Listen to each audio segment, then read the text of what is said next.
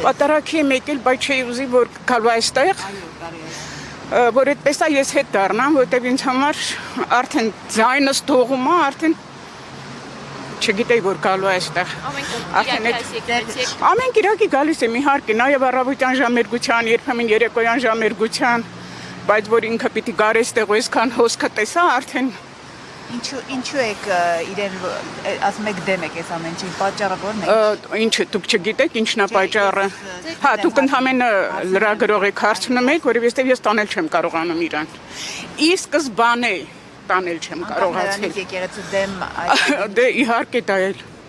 Իհարկե հավաքագրվում ամեն անգամ իրես